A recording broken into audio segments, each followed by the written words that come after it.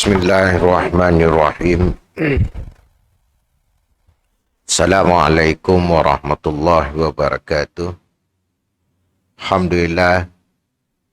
Alhamdulillahillazi anzala al-Quran hudan linnas wa bainatan minal huda wal furqan. Asyhadu an la ilaha illallah wa asyhadu anna Muhammadar Rasulullah. Allahumma salli ala Muhammad wa ali Muhammad. Rabbi israh li sadri wa yassir li amri wahlul 'uqdatam min lisani yafqahu qawli. Alhamdulillah rabbil alamin. Alhamdulillah, di kesempatan yang ada pada pagi ini kita bertemu kembali setelah Allah tutupkan tabir malam menjelang siang. Allah bukakan tabir siang. Wa ja'al laili libasa wa ja'alna an-nahara ma'asa. Kami jadikan malam itu sebagai penutup pakaian untukmu. Wa ja'alna an-nahara ma'asa. Dan kami jadikan siang itu sebagai berpenghidupan untukmu.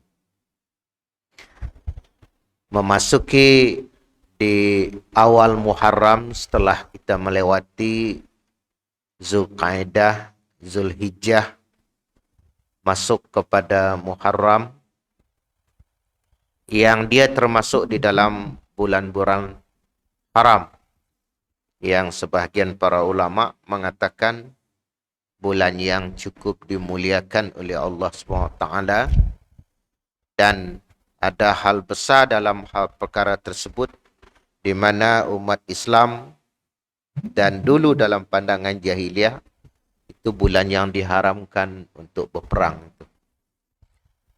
Pagi ini kita menyambung siri tadabbur kita surah Al-Baqarah. Itu ayat 154. Kita dah melepasi tema tentang kiblat di 142 hingga 150, memasuki hal-hal yang bersifat basic tentang agama untuk paling tidak 3 golongan. Pertama itu mengungkap dan mengungkit sejarah Yahudi Bani Israel. Golongan kedua yaitu Nasrani. Walaupun mereka tidak terlalu banyak bertingkah, tapi tersasar jauh dalam akidah. Dan yang ketiga itu musyrikin, yang memang pengutusan Nabi Muhammad SAW itu sendiri diutuskan untuk kaum ini secara umumnya. Dan semua pengikut-pengikut Nabi Muhammad SAW amnya. Kemudian untuk kita itu mengambil beberapa pengajaran. Jadi jangan kita merasa ayat ini kalau berkenaan dengan Yahudi Bani Israel kita tidak terpalit, tercalit.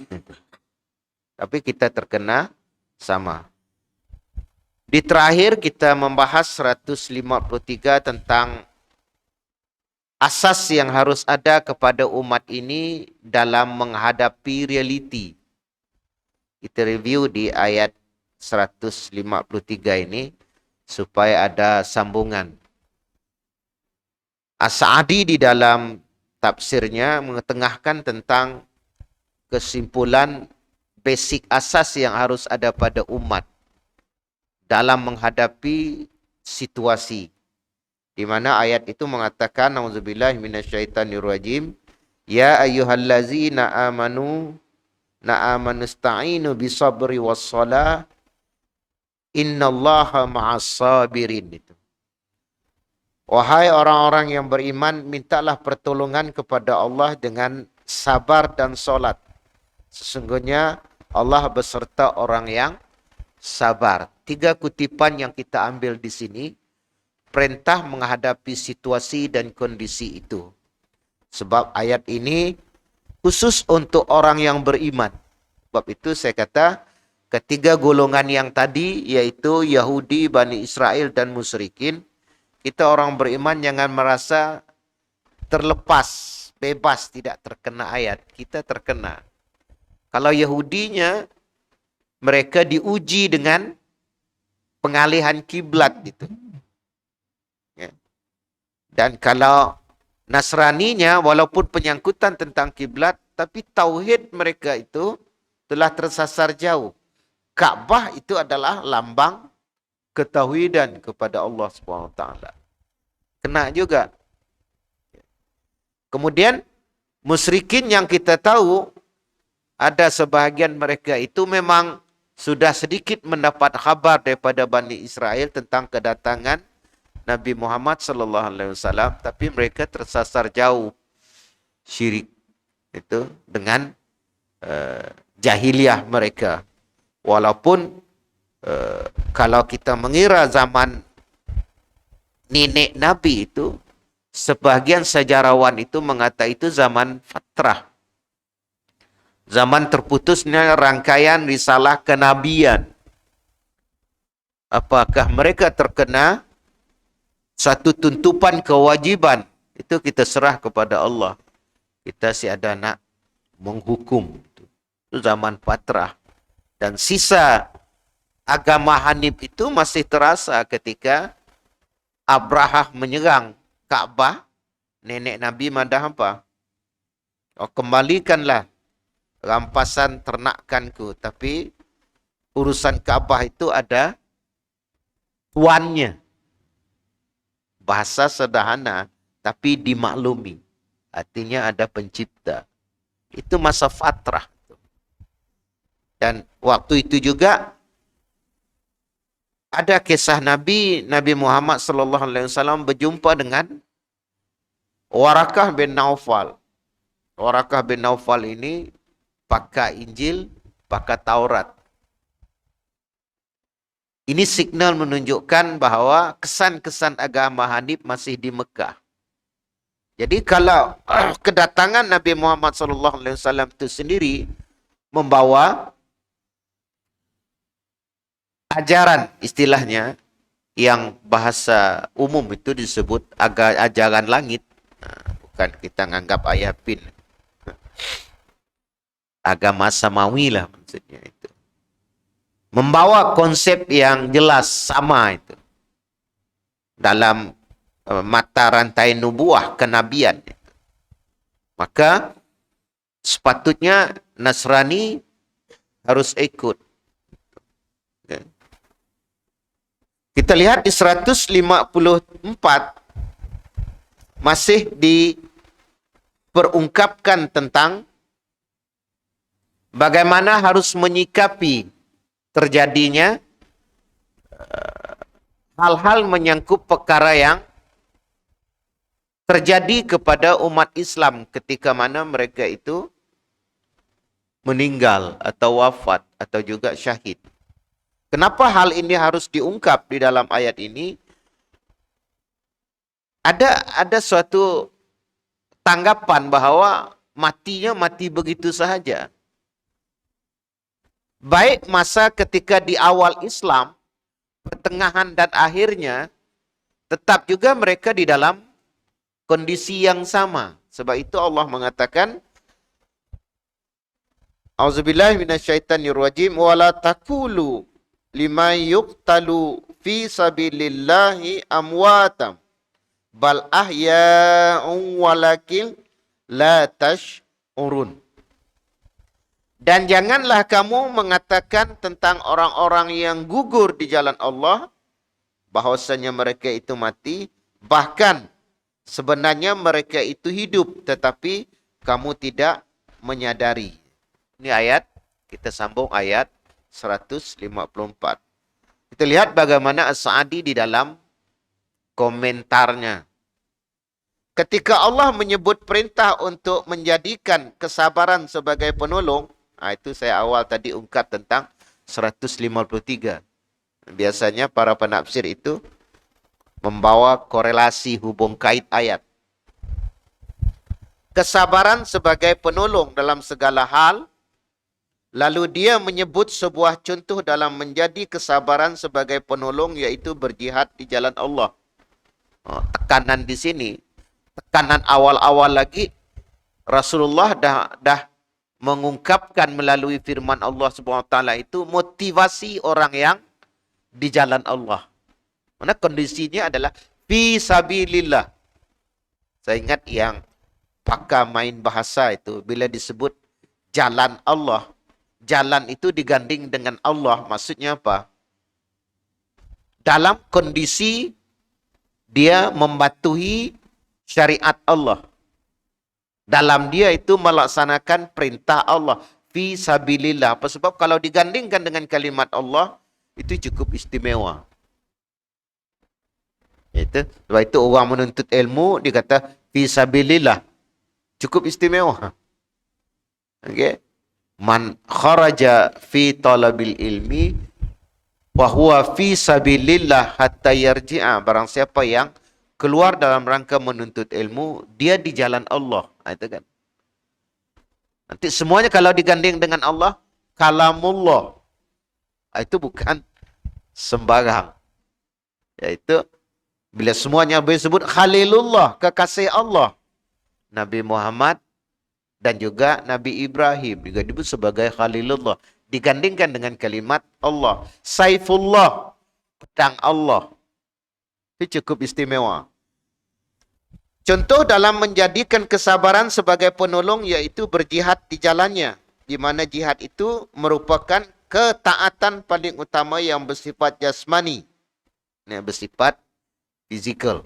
Qital dalam bahasa umumnya. Dan suatu hal yang paling berat bagi jiwa kerana kesulitan yang ada di dalam dirinya. Beratnya kena menyangkut soal nyawa. Orang kan akan mempertikaikan mati. Udah tidak di dalam agama, lihat kondisi seseorang. Walaupun nanti perkiraan dia akhirat itu ada, dalam arti kata, nilai manusia juga ada. Ketika seseorang itu dalam kondisi Allah meletakkan keadaan. Sebab itu kenapa beza mayat jenazah orang yang fisabilillah, terutamanya yang berjihad dengan mayat biasa.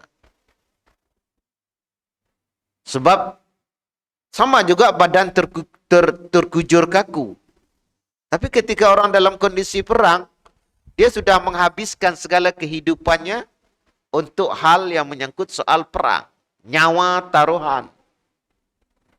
Lepas itu kalau kita nanggap nilai Nabi Ibrahim alaihissalam, nyawa taruhan, jasad nak dibakar, anak sebagai ujian, termasuk juga isteri sebagai ujian, untuk menghadapi kenyataan ini supaya dia disebut sebagai seorang kekasih Allah.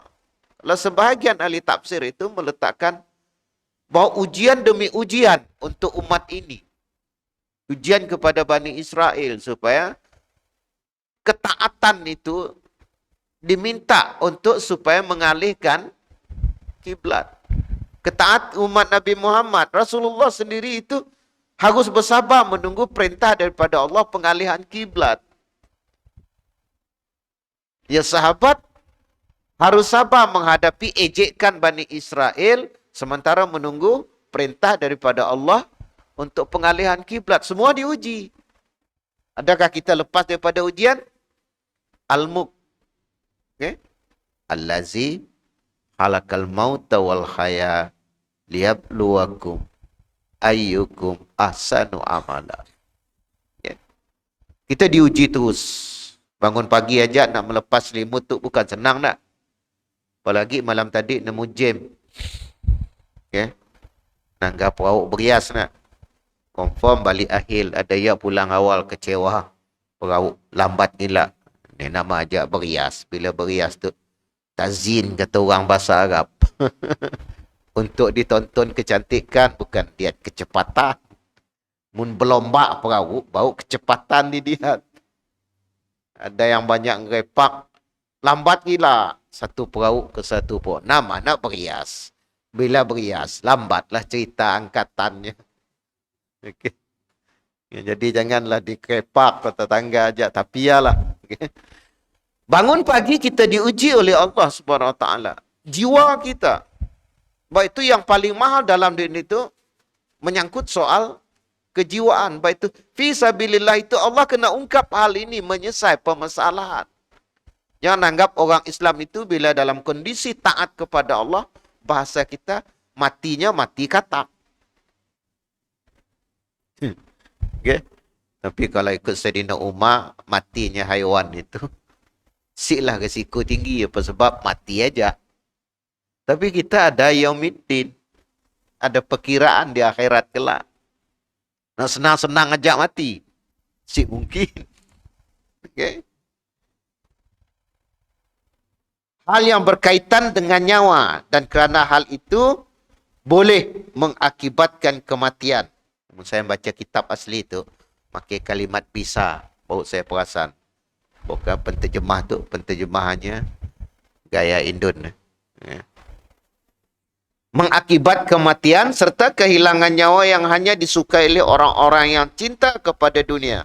As-Sa'di mengungkapkan ini, lawan di sebalik. Sebab bila mati, menyangkut soal, kalau orang yang cinta dengan dunia, susah nak melepas dunia ini.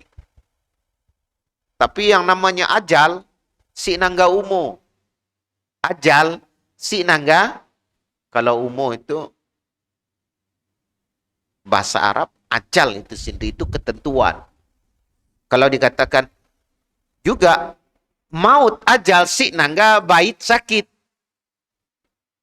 Ada orang kadang datang waktunya, walaupun bait. Si ada apa-apanya, aku nangga okey. Anda. Jadi, bait sakit bukan ketentuan. Tua muda juga dengan ketentuan. Oh, banyak cerita dia berapa tahun umur. Okay? Oh, itu yang tua tu beruntung kena dah lepas muda. Itu motivasi orang tua. Orang veteran. Syukur kena. Aku dah melalui muda. Kita orang muda belum tentu melalui tua. Oh. Tapi yang tua jangan merasa bangga. Apa sebab? Yang muda kalau meninggal dosanya lebih kurang. Tapi yang muda jangan merasanya bangga juga. Yang tua mungkin amalnya lebih banyak. Cantik ini konsep kalau kita melihat. Jadi tetap juga menggunakan kaedah yang muda disayangi, yang tua dihormati. Itu kaedah Islam. Okay. Baik itu jangan merasa ketuaan. Dan jangan juga nganok yang muda. Kau bersunat dulu, aku yang mangkuk kau, habis semua dibangkit. Tak? Okay. Dan semua mereka lakukan adalah sebuah usaha untuk mendapatkan kehidupan dan menolak hal-hal yang bertentangan dengannya. Memang nafsu jiwa itu bertentangan dengan hal-hal yang bersifat dengan akhirat terutamanya. Baik itu bila nuju akhirat, tangga aja uang. Susah. Itu ayat ini turun menceritakan tentang niraya yang mati itu. Terutama di awal-awal sejarah Islam. Apa? Keluarga apa? Ammar Yasir. Kalau cerita lebih jauh lagi, cerita umat terdahulu. Okay? Adakah diajak? Tidak. Di sinilah Allah nak mengungkap supaya motivasi untuk orang yang dalam keadaan ketaatan kepada Allah. Kalau nangga keseluruhan ayatnya, saya nangga sikit poin aja. Mau kita rajin telaah dari ayat 40 sehingga yang kita kelakar waktu 154 tu. Sikit aja minta. Allah minta taat aja kepada Bani Israel. Minta apa nak diimbak oleh Nabi, taat aja. Dan ayat yang diungkap tu semuanya mangkit, ngungkit. Aku dah tu, kata Allah. Si juga. Untuk kita, sama juga. Akhirat itu kabur. Akhirat itu seolah terhijab. Akhirat itu seolah-olah kalau yang terlalu jauh itu hilang. Sebab Nilai duniawinya lebih diangkat. Okay? Minta maaf kita. Kenapa? Sebab itu nanti kita nak melangkah menuju ketaatan itu jadi berat. Dunia. Belon, kata guru saya. Belon nak angkat, dia mesti kena sedia apa-apa perkara. Take off tu kan. Sayap mesti diatur. Supaya nanti tahu sini pergi. Kompas mesti dia adjust. Enjin mesti dipres. Nak pres gas mesti dilepas. Tayar mesti standby, dia adjust. Kalau semua tu disiapkan kita sih dapat take off. Nak melepaskan dunia, kena orang takut mati. Pertama, saya ada siap. Yang kedua, cinta dia dengan dunia ini tinggi. Itu orang akhirat, saya ada lagi nangga dunia. Saya baru 3 minggu lepas ditemui oleh seseorang anak. Ustaz, bapak aku dah ada duli lagi urusan lain. Tapi resikonya kami orang dia beradik berkelahi tentang reta. Dia kata, itulah bagus-bagus. Pakai faraid. Anak-anak keluarga masih berkelahi juga faraid. Saya kata, dah teruk gila lah. Ada istilahnya, madah, bapak aku dah siduli dengan dunia. Sehari itu dapat hidup, narik nafas. Bayangkan, sampai label ya.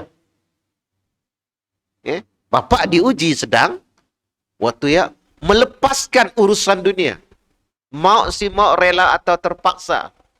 Bahasa kita kan mudah megang. Air dah bergegar, isyarat. Bahasa kampung, oh, dah lagi dunia ya. Bahasanya. Kaki bergegar. Okay. Apa lagi? Selera disekat, ditekat. Doktor madah jangan. Itu dah signal satu persatu itu. Nak beritahu, lepaskan. Terkadang kita orang tua, saya baca dalam beberapa artikel.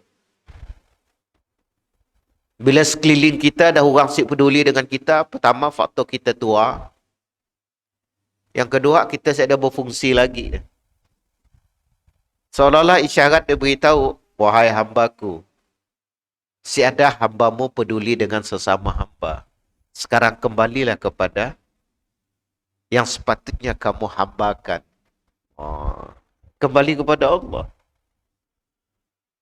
Ada yang ceritakan anak si peduli dengan anak. Nak beritahu, selamat tu mungkin bergantung dengan getah. Bergantung dengan pangkat. Bergantung dengan pengaruh. Ada saatnya pengaruh si ada, getah si ada, anak si ada, si peduli. Mana? Melepas diri daripada makhluk. Yang kita banggakan dulu. Limit terakhir dianya depan kubur. Lepas ya, kita sendiri. Berhadapanlah dengan nak di dalam nun. 7 kaki bah tanah, kata Gub Dak P. Ramli. Ni dapat lagi kita nak madah. Dulu aku ada kedudukan. Dulu aku ada pengaruh. Si dapat. Saat itu baru kita merasa. Abah itu insting-insting akhirat ini ditanamkan. Ayat yang digunakan dalam kalimat bal ahya, bah mereka itu hidup itu. Saya kembali kepada kitab. Dan semua mereka lakukan adalah sebuah usaha untuk mendapatkan kehidupan dan menolak yang bertentangan dengannya. Kembali kepada kejiwaan tadi. Hal dunia itu hati kita muyul. Muyul bahasa Arab itu cenderung. Rindu, nyaman. Ni dunia. Apakah salah? Tidak. Tapi nilai rindu nyaman itu sesuai dengan jalan syariat. Itu awal-awal sering saya beritahu tentang kita itu. Bila sesuatu itu nyaman, rindu dan sebagainya sesuai sih dengan agama. Kalau si sesuai, hati-hati. Takut kita dalam kondisi istidraj. Sedang Allah uji dengan kenyamanan. Bab orang senang diuji, orang susah diuji. Dua-dua. Nanti kita akan jumpa 155. Sebab itu, para penafsir, kenapa memerhati ayat ini seolah-olah ketaatan itu. Nanti diganding lagi sebelum itu ayatnya sabar. Bab tidak akan dapat taat melainkan sabar. Tadi ayat sabar. Dan ketika memproses untuk sabar, zikir. Ini ayat-ayat sebelumnya. Kalau kita merasa hubung kait ayat itu. Sabar, zikir, solat. Benda macam ni simple aja kelihatannya, tapi tidak semudah itu. Kita tamat sabar. Dan telah diketahui bahawa sesuatu yang dicintai tidak akan ditinggalkan oleh seseorang yang berakal kecuali kepada sesuatu hal yang dicintai lebih tinggi dan lebih agung. Baik itu, menggunakan kaedah akhirat itu khairu wa abqa.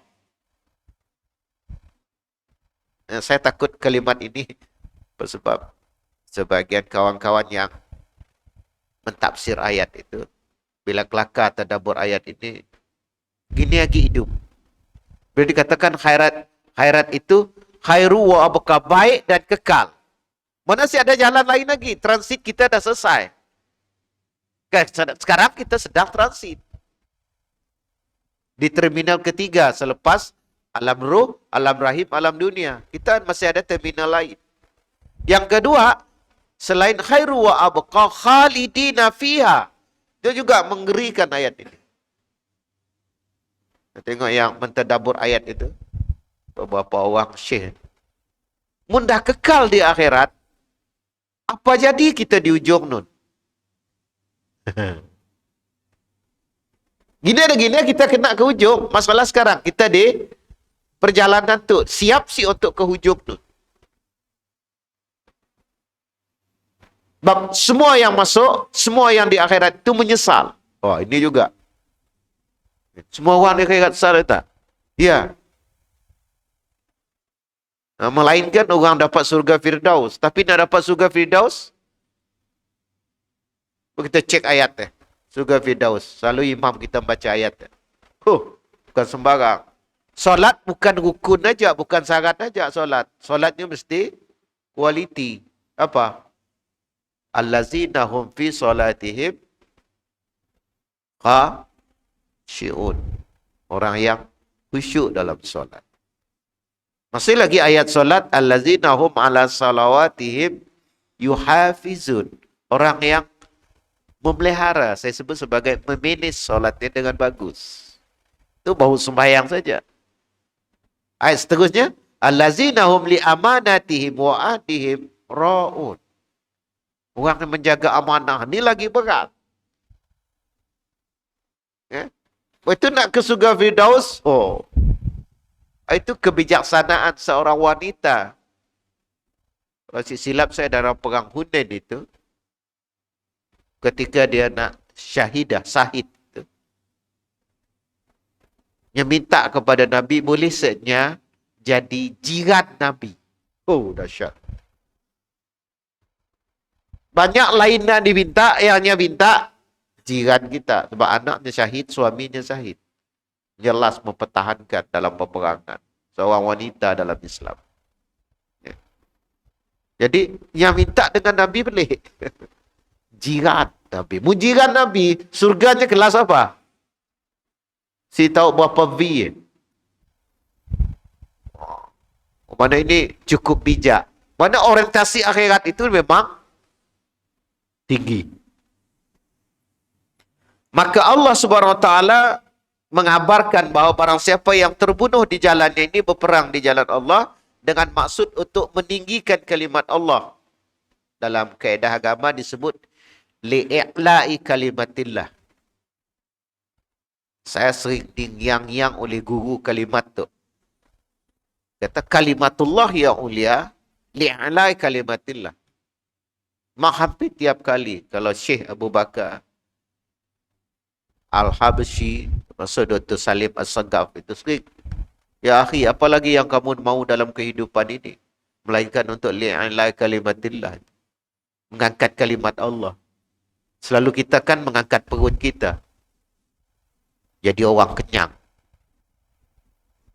Mengkilatkan apa yang di dada kita.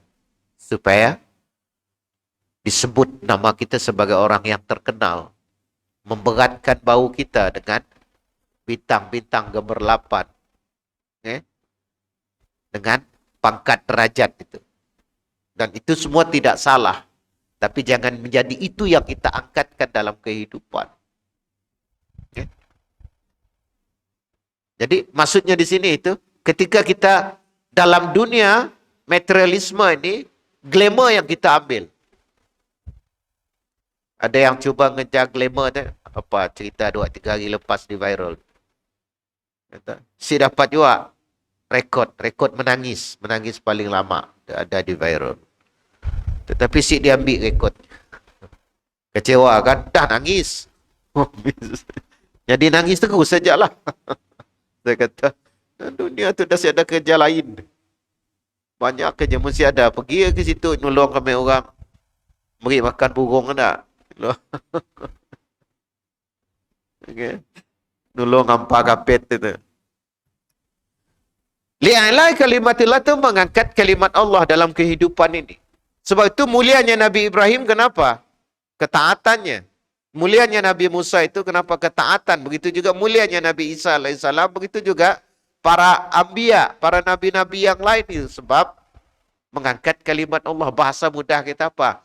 Kalau untuk Nabi Isa itu disebut Nasrullah. Menolong agama-agama. Menolong agama Allah. Selama itu kehidupan apa? Urusan pribadi. Ini yang saya beritahu untuk kita. Kita berhabis di dunia seolah-olah makan 16 tapak. Tapi yang kita upaya makan berapa tapak? Ya biarlah. Nak nanggal semua diri kita itu tangga almari.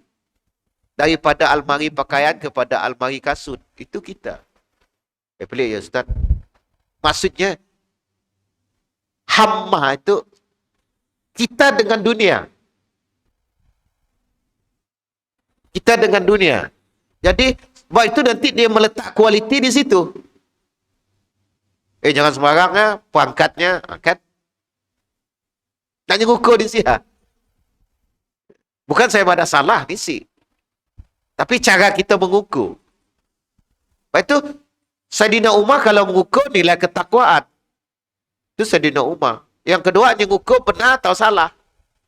Sebab itu disebut Al-Faruq. Cek rakyat. Lain caranya ngecek. Okay? Untuk kenyang kasih. Untuk bertakwa kan isi pengembala kambing. Sebab itu, Saidina Ali muji pemerintahan sebelum-sebelumnya. Nak bab diperintahnya bukan sembarang manusia. Pengembala kambing aja bertakwa. Nak sembarang kualiti. Kita minta maaf lah kadang-kadang. Kita ustaz pun menjadi masalah masyarakat. Nak mahal gila ustaz. Oh mahal gila. Ustaz pun jadi masalah masyarakat. Dapat kami nunggah ustaz. Boleh minta tolong penganjur turun sikit les. Ya Allah. Ustaz jadi masalah. Ustaz jadi masalah. Bingung saya. Nah ini saya kadang-kadang ingat saya pun. Itu saya beritahu, jangan tanya berapa harga kalau ceramah itu. Kalau saya, kalau yang lain saya sih tahu lah. Jadi nyusah orang.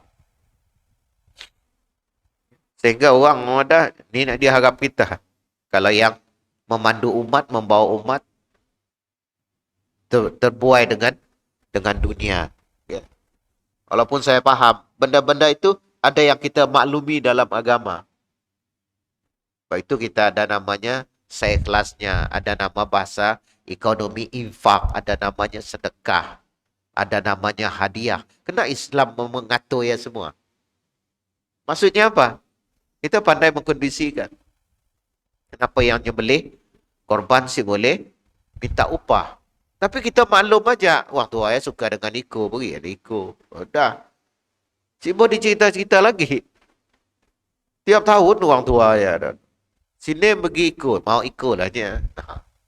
Beri je ikut dengannya. Tapi bukan upah. Maklum, perkara dimaklumi saja. Okay. Terus kita sambung. Di jalan Allah dengan maksud untuk meninggikan kalimat Allah dan agamanya yang jelas, bukan kerana tujuan lain. Nescaya dia tidak akan kehilangan kehidupan. Oh, ini cantik kalimat ini. Tidak akan hilang kehidupan. Bal ahya, berarti mereka hidup selepas kematian. Bermakna kita menganggap mati itu adalah tukar alam.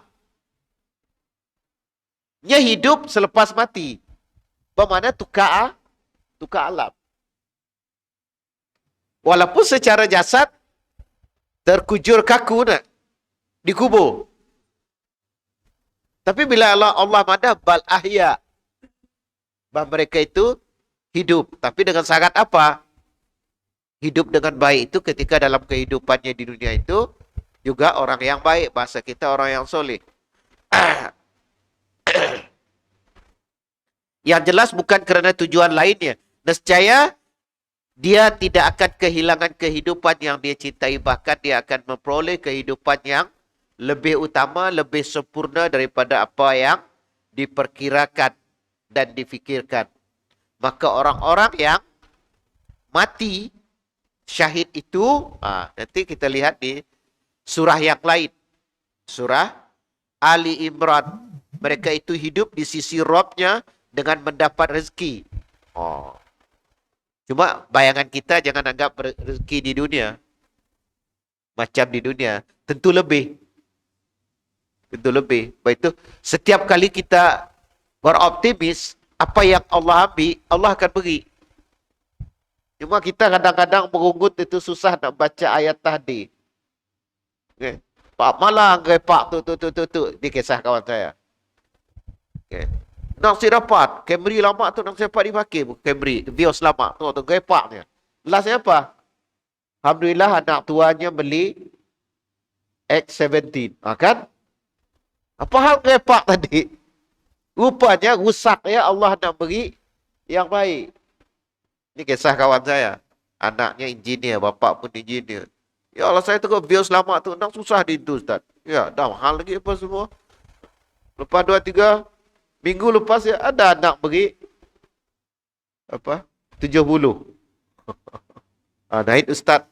Saya nak hantar kita ceramah, syukur alhamdulillah diberi anak. Nasib sabar juga saya Ustaz. Okay. Setiap sesuatu terjadi itu, kalau kita optimis, adalah hikmahnya di sebalik itu. Ada di sebalik itu. Contoh, ada yang kadang beratap, ya Allah, gigi kecil anakku diambil. Sahabiah, sebagai seorang ibu, dia sih menjadi kesedihan ketika anaknya diambil dalam peperangan. Yang mana mungkin ada anak lagi ku hantar untuk jihad fisabilillah.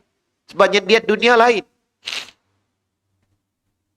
Sebab itu segala sesuatu yang Allah takdirkan kepada kita, menurut kita si bagus, sangka baiklah dengan Allah. Yang kita kadang susah nak menerima hakikat. Dalam bahasa takdir tu saya pun terus terang berapa lama. Kahwin tu dah 30 tahun. Baru malam tadi nyambut dah. Saya dah nyambut sini. Makan apa yang ada aja. Dah jaluk, dah usip, dah linut dia aja. Baru tahu tentang takdir Allah. Mun bahasa saya tu, kalau cerita pribadi saya lah.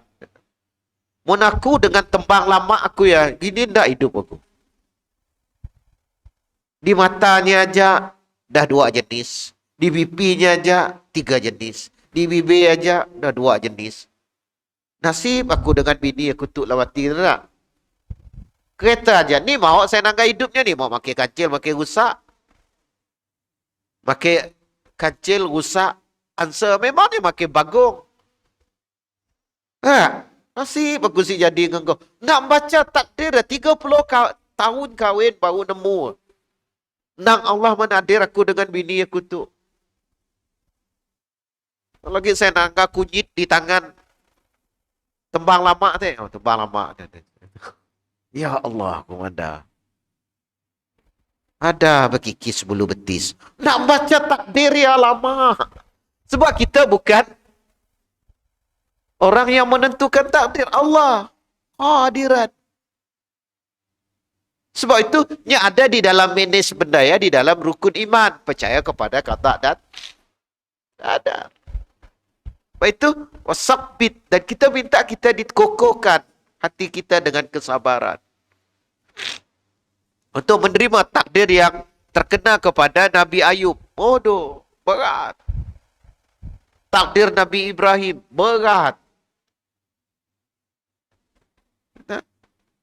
Semua cerita para Nabi disebut sebagai asyadul bala.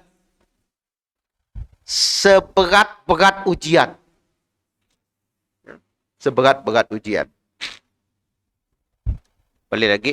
Dan mereka saya ulang dari pertama. Mereka itu hidup di sisi Rabbnya dengan mendapat rezeki. Mereka dalam keadaan gembira disebabkan kurniaan Allah dan diberikannya kepada mereka. Dan mereka bergirang hati tentang orang-orang yang masih tinggal di belakang mereka menyusul mereka. Bahkan bahawa tidak ada kekhawatiran terhadap mereka dan tidak pula mereka bersedih hati. Mereka bergembira dengan nikmat dan kurnia yang besar dari Allah. Dan bahawasanya Allah tidak menyia-nyiakan pahala orang-orang yang beriman. Disebut azim di sini. Nikmat kemuliaan yang Allah berikan. Itu tadi dua kalimat tu yang buat saya jadi terpegun. Khairu wa abqa khalidina fiha. Lebih baik dan kekal di dalamnya. Waktu ya dengar seorang yang membaca tadabbur ayat khalidina fiha abada. Jadi kita ada sikit tentang bahasa Arab itu. Ya Allah, pakai kalimat abada lagi. Khalidi, ya Allah, kekal. Khairu wa abqa. Ya Allah, dah baik, kekal lagi. Ini menjadi jiwa kita menyiapkan untuk kita itu. Menggugah hati kita bahawa dunia ni sampai ke sini. Ada saat lidah saya dapat dipakai. Walaupun ada. Ini contoh. Waktu kita kena COVID. Kalau yang kena, saya pernah kena. Lidah saya ada merasa apa-apa. Laki bini kena lagi. Okay? Jadi bini main kah garam di depan. Padahal kita kah garam tu. Makanan saya ada merasa tu. Lama tu si pernah bini tu kah garam di depan. Tu garam. Kita pun merasa sama juga. Kita lidah si merasa. Ada lidah kalau Allah dah hilang perasaannya. Waktu kita demam, semua orang pahit dia rasa liur tu nak. Waktu itu Allah hilangkan rasa. Lidah ada. Ini bayangan untuk kita kalau Allah nak mengambil sesuatu dari kita itu. Walaupun ada. Untuk hidayat Allah, Allah ambil apa? Dengarnya ayat Quran tapi masuk. Dengar nasihat orang, nangga. Nak di depan mata, ngambil pengajaran. Yang ambil sikit aja lah. Orang hantar jenazah. Cara tanggapan orang berbagai. Dan anggap, bagus lah tu mati. Usah rela. Ada orang lagi nanggap lah. Sab. Punya dulu. Dapat Q. Bermakna aku tu sedang nunggu. Lain kan? Orang kena tu jiwanya lain. Punya meninggal tu. Aku nunggu U-turn. Ada baguslah dia mati. Susah ya. Ngapain tu? Bubuk cepat dia. Ada orang macam ni. Tapi ada. Aku turn. Cuma ya turnnya. Lain kan? Berkata berbuat salah. Kita sih dapat nak condemn-nya bahawanya ahli neraka belum tentu. Bukan kita yang menentukan. Kita sih tahu amalan seorang-seorang. Okay? Banyak cerita. Hadis pun juga menerangkan orang yang hidupnya amalan ahli syurga. Tapi Nabi ada apa? Ya ahli neraka. Oh, padahal jelas-jelas ikut jihad. Nah, ini yang kita takuti. Terusnya, adakah yang lebih agung dari kehidupan tersebut yang mengandungi kedekatan dengan Allah? Maksudnya sini, apapun dalam kehidupan kita itu, tiada yang lebih baik melainkan kita itu di jalan Allah, bersama dengan Allah, dan nanti kita bertemu dengan Allah.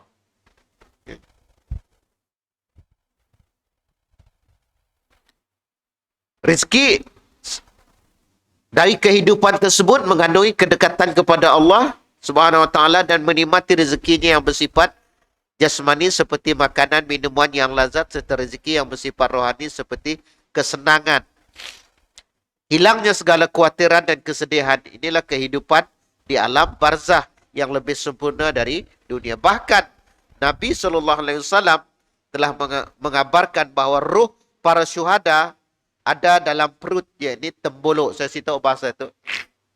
Kebanyakan para mufassir itu mengatakan burung hijau yang minum dari sungai-sungai yang sungai-sungai surga.